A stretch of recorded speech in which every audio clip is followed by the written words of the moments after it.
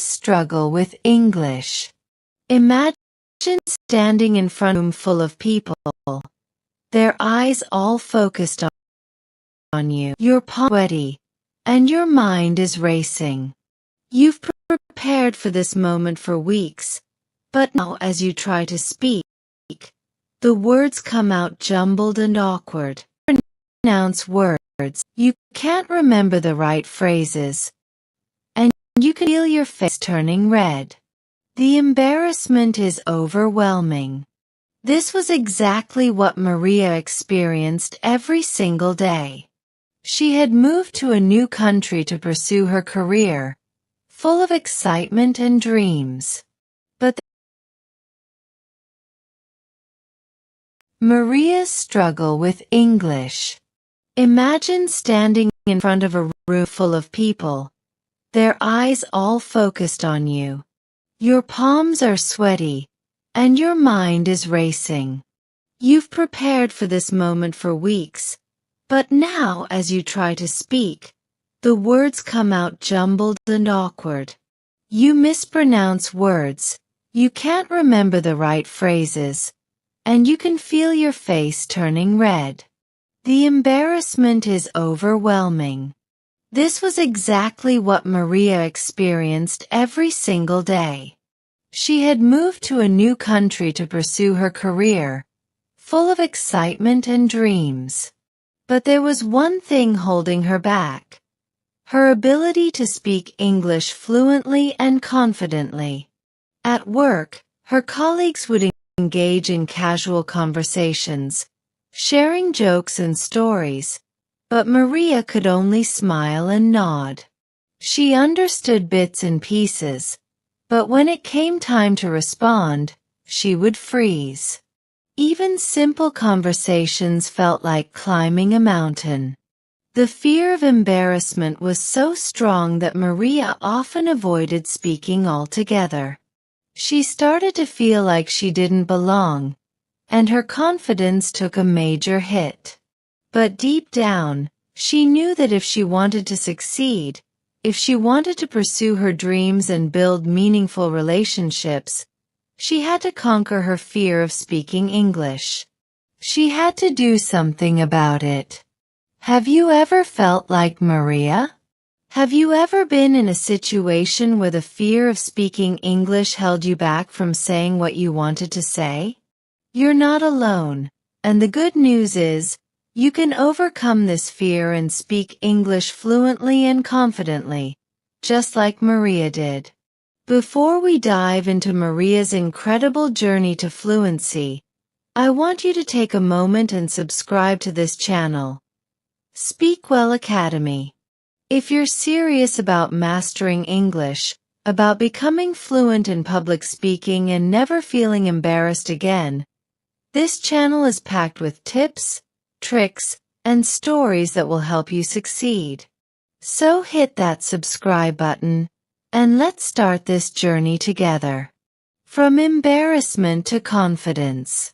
Maria's journey wasn't easy, and it didn't happen overnight. When she first moved to the United States, she thought her basic English would be enough to get by. But soon, she realized that understanding English and speaking English are two entirely different things. She could understand most of what her colleagues were saying, but when it came time for her to contribute to the conversation, it felt like her mind went blank. The words were there, but they wouldn't come out right. Maria felt embarrassed. She felt like her coworkers were judging her for every mistake she made. This fear of making mistakes paralyzed her, and she found herself withdrawing more and more from social situations. But she didn't want to live like that. She didn't want to feel like an outsider forever. So one day, Maria made a decision. She was going to master English, no matter how long it took. She wasn't going to let fear control her life. This is where Maria's journey truly began, and today, I'm going to share with you the exact steps she took to overcome her fear of speaking English and how she became fluent and confident in just a few months. Step 1. Set a clear, achievable goal. The first step in Maria's journey was setting a clear goal. She knew that simply saying, "I want to be fluent," wasn't enough. Fluency is such a broad and often overwhelming goal that it can feel impossible to achieve. So Maria sat down and thought about what fluency really meant to her. For her, it wasn't about speaking English perfectly, like a native speaker. It was about being able to hold a conversation at work without freezing up, to contribute to meetings, and to feel confident when she spoke. She set a specific goal. In 6 months, I want to be able to participate in work meetings without feeling embarrassed or nervous. Why is setting a clear goal so important? Because it gives you something concrete to work toward. Vague goals like "I want to be fluent" can feel unattainable. But when you break them down into specific, measurable steps, they become much more manageable. Maria's goal wasn't just to be fluent. It was to speak confidently in a professional setting. This goal gave her purpose and direction. If you're starting your own English learning journey, ask yourself, what does fluency mean to me? Do you want to be able to speak in job interviews confidently? Do you want to travel without feeling lost? Or maybe you just want to have conversations with friends without constantly worrying about making mistakes.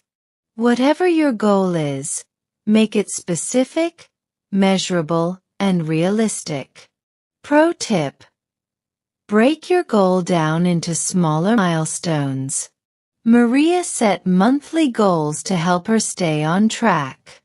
For example, in the first month, she focused on improving her listening skills. By the second month, she worked on being able to introduce herself and describe her job without hesitating. These smaller goals gave her a sense of accomplishment and kept her motivated. Step 2. Start speaking from day 1.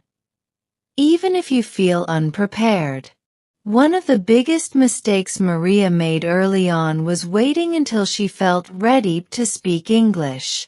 She thought that if she just studied enough grammar and vocabulary, one day, she would magically be fluent. But the truth is, no amount of studying can prepare you for real conversations. You have to start speaking from day 1, even if you feel unprepared. Maria realized this when she joined a language exchange group online.